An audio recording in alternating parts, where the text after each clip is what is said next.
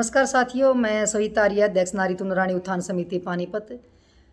आज आपने भी देखा होगा कि आज अपनी लाडली बहन जो पहलवान है वो लाइव उसकी प्रेस कॉन्फ्रेंस में लाइव देख रही थी और उसमें वो कह रही थी कि ये किसान नहीं हैं और ये तो खाली विपक्ष और फेसबुकिया हैं। तो मैं उनको कहना चाहती हूँ कि आप भी सबसे ज़्यादा फेसबुक यूज़ करते हो। आप भी जब किसानों को उपद्रवी या आतंकवादी या उग्रवादी जो भी आप आंदोलनजीवी जो भी आप बोलते हो, आप भी फेसबुक के माध्यम से ही ये सब बोलती हो और आपका सबसे ज़्यादा जो विरोध होता है वो आपका ही होता है। और आप कह रही थी कि इस समाज ने, जब मैं मेडल लेके आई थी तो इस समाज ने मुझे पलकों पे बिठाया था। तो आपको समझ लेना चाहिए कि जो समाज ने, जब आप मेडल लेके आई थी, जो समाज आपको पलकों पे बिठा सकता है, जब आप उनके खिलाफ बोलती हो तो वो समाज आपको आपकी औकात भी बता सकता है। और वो आपकी बताई भी है, जब आप किसी कार्यक्रम में, जब आप अपने हलके में पहुंची और वहाँ पे जब किसानों ने आपका विरोध भी किया है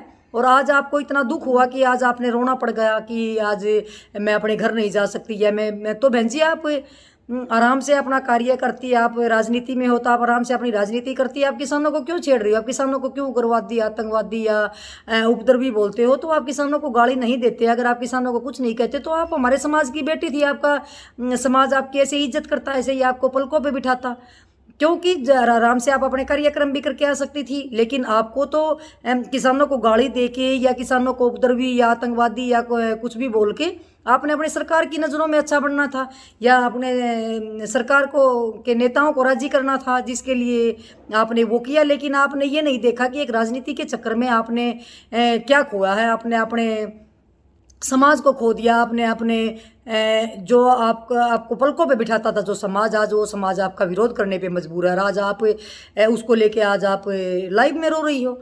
तो मैं आपको कहना चाहती हूँ कि मैं अब भी समय है लाडली बहन को, मैं आपकी बड़ी बहन होने के नाते आपको एक नसीहत दे रही हूँ कि अब भी आप राजनीति छोड़ के और अपने किसानों से माफ़ी मांग के, अपने समाज से माफ़ी मांग के और आइए आप भी समाज में।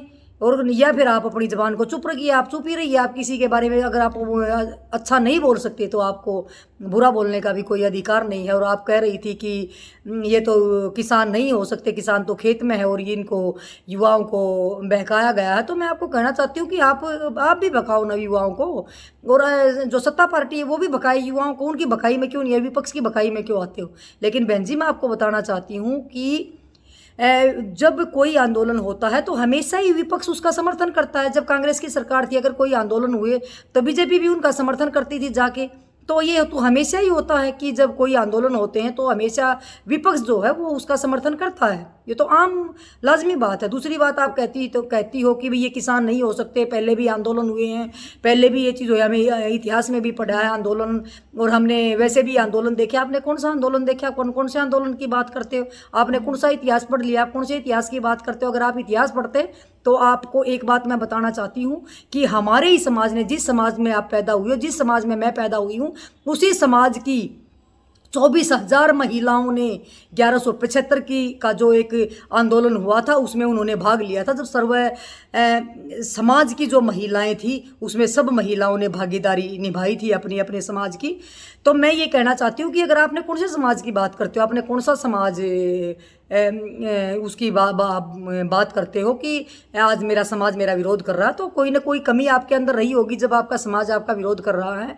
और जब आपसे एक तो प्रेस कॉन्फ्रेंस कर रही हो, प्रेस कॉन्फ्रेंस में जब आपसे पत्रकार बंधु जब सवाल पूछ रहे थे तो उन्होंने आपसे पूछा कि पेट्रोल और डीजल के दाम क्यों बढ़े, उसके ऊपर भी आप कोई बात बोलो, तो उस पर भी आपने कह दिया कि आप राजनीति ना करो। तो जब आपको पता ही नहीं कि इसका जवाब क्या देना है तो क्यों आप प्रेस कॉन्फ्रेंस करते हो? सिर्फ ये रो के दिखाने के लिए प्रेस कॉन्फ्रेंस करी थी क्या? आपकी सरकार में जब कोई बात होती है तो आप रो के दिखा देते हो। जब आप किसानों के लिए नहीं रोए, 400 से ज़्यादा किसान शहीद हो गए, आप उसके लिए रोते। आज आपने ऊपर बनती है तब आदमी रोता है। जब उन महिलाओं से पूछ के देखो जिन्होंने अपने भाइयों को खोया है, उन महिलाओं से पूछो जिन्होंने अपने पतियों को खोया है, उन महिलाओं से पूछो जिन्होंने अपने बेटों को खोया है। तो मैं कहना चाहती हूँ कि आप ऐसा, अगर आपकी सरकार में और भी महिलाएं हैं वो चुप बैठी हैं, वो कुछ नहीं बोल रही, उनका कहाँ विरोध हो रहा है? विरोध उसका हो रहा है जो किसी को गाली देता है या अपने ही समाज के खिलाफ जाता है तो हमेशा ही उसका विरोध होता है। तो मैं छोटी बहन आपको नसीहत देना चाहती हूँ कि ये वो समाज है जो समाज हमारे को पलकों पे बिठा सकता है, तो वो समाज हमारे को हमारी औकात भी दिखा सकता है। आज अगर हमारी कोई इज्जत करता है तो वो हमारे काम पे करता, काम के उससे करता है, और कल को अगर हम कोई ऐसा काम करते हैं तो कल को हमारे को भी गालियाँ मिलेंगी। आपने खुद भी देख लिया होगा, जब आप फेसबुक पे कोई पोस्ट डालती हो, आपको अगर 1000 कमेंट्स मिलते हैं, 1000 में से 999 आपको गालियाँ मिलती हैं। तो इससे तो आपको पता समझ जाना चाहिए था, और उसके बाद फिर आप गलती पे गलती करते हो। अब फिर आपने कॉन्फ्रेंस करके यही बात बोली कि ये किसान नहीं हो सकते, फिर आप वही बात कर रहे हो। अरे कम से कम बोली, फिर आप कहते हो कि अब ऐसी महामारी है, इसमें आप राजनीति ना करो। आप राजनीति तो आप लोग करते हो, आपने राजनीति करी। आप राजनीति ना करते तो आप चुप होके बैठो। आपको गालियाँ क्यों मिली? तब मिली ना जब आप उस सरकार का साथ दे रहे हो, आप उसको बचाने की कोशिश कर रही हो, आप उनको खुश करने के लिए आप उल्टे सीधे बयान दे रही हो। तो बहन जी, मैं आपको कहना चाहती हूँ, लाडली बहन, अब भी मौका है, आप समझ जाइए और अपने समाज से माफ़ी मांग लिए, अपने किसानों से माफ़ी मांगिए, और चुप कुछ समय के लिए आप प्लीज़ शांत हो जाइए और चुप रहिए। एक बड़ी बहन होने के नाते और एक महिला होने के नाते मैं आपको खाली एक नसीहत दे रही हूँ कि उड़ता तीर कभी नहीं लेना चाहिए, और आपको समझ जाना चाहिए। अब तो कम से कम आपको समझ ही जाना चाहिए, और आप नहीं बोलो तो अच्छा है। और मैं फिर आपको कहती हूँ कि बेटियां सबकी साझी होती हैं, मैं आपकी इज्जत भी करती हूँ एक महिला होने के नाते, लेकिन आप ऐसा काम न करें कि आपको लोग गाली दे, आपका लोग विरोध करें, या आपको लाइव आके या आपको मीडिया के सामने आके रोना पड़े। आप ऐसा काम ही क्यों करते हो? तो बहुत बहुत धन्यवाद। जय हिंद, जय भारत।